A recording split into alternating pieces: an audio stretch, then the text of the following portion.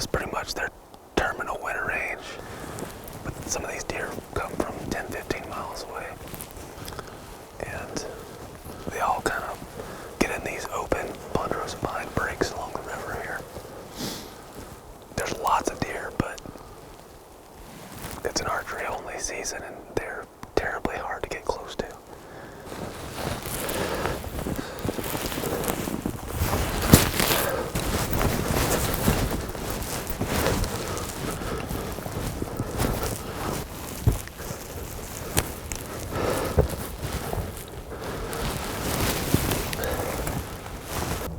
There's two does right down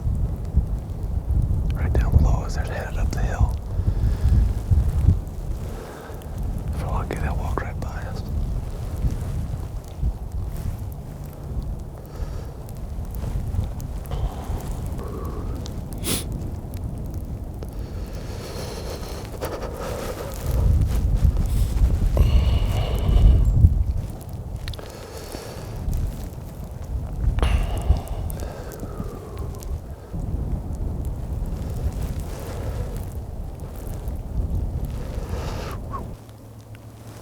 There's a low ridge right here I can't see past. That goes deer.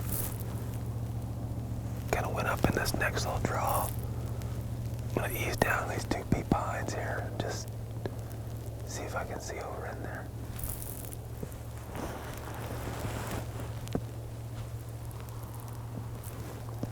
They're super jumpy right now.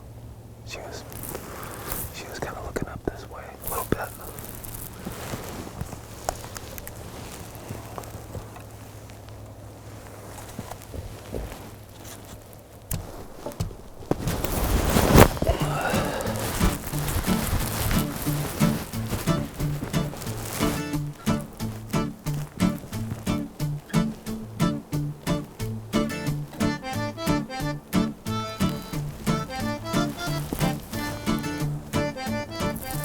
About 60 yards.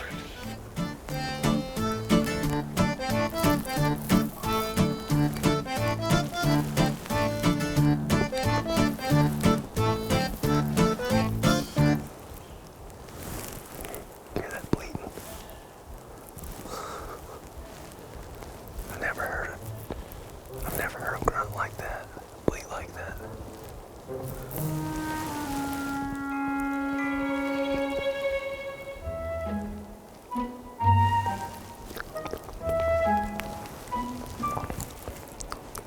Just poke my head around that tree and that damn deer saw me.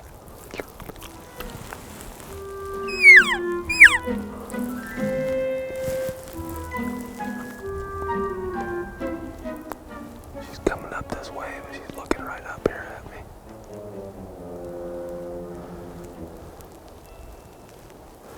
Even if they get within range, if she's looking at me, she'll be gone before my arrow gets there.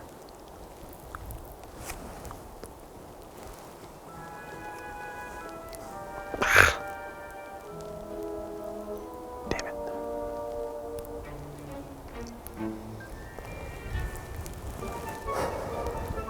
That's the way it goes.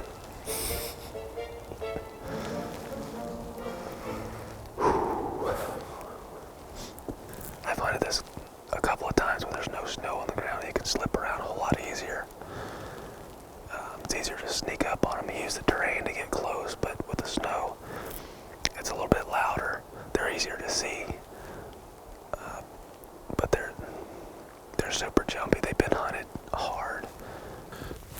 A lot of times in this steep country, especially where there's ponderosa pine, these deer, when they bed down, they'll bed down just on the uphill side of these peat pines. And so, just working my way up this ridge, keeping this, I got a little ridge in front of me, just using the topography to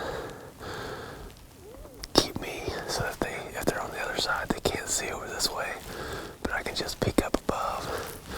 And you look at the base of all these ponderosa pines. Every now and then you can find a deer bedded down there, but you'll oftentimes find those deer beds right at the base on the uphill side of those peat pines, because that's basically the only level spot out here for a deer to bed.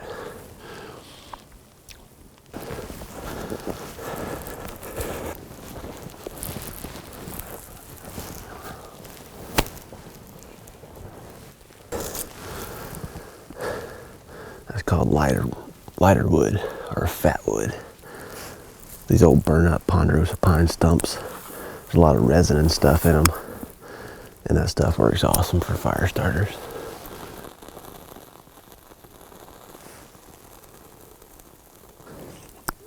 There's a tree that's very similar to this. It's called longleaf pine, and they used to tap them. They would go out and scrape the bark off and put a cup down at the bottom, collect turpentine. You know, it's just basically what turpentine is. It's just rendered down resin from longleaf pines.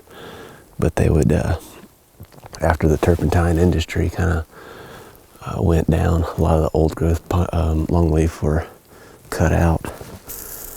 They'd go back and dig the stumps out of the ground and heat the stumps up, and the resin would just kind of drip out of the stumps, and they'd continue to harvest turpentine that way. So in a lot of those longleaf pine flats down there, you'll be going along, there'll be these big holes in the ground where they dug the stumps out. Kind of interesting. You can find a lot of they call them cat faces, where they would scrape the bark off. You can still find a lot of those old growth longleafs down there. There's deer all around. I mean, there's deer scattered all over those hillsides. We just got to get close enough to one.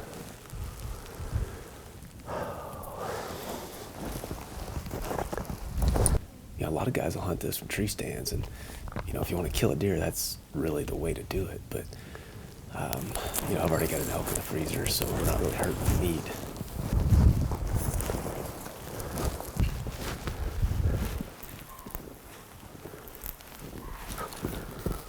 See this is one of the invasive roses, rugosa rose, but the deer love it. You can see that, I mean, there's pretty much no hips from about head high down, but all these roses around here look like this, where the deer come along and pick them off. They're actually pretty good.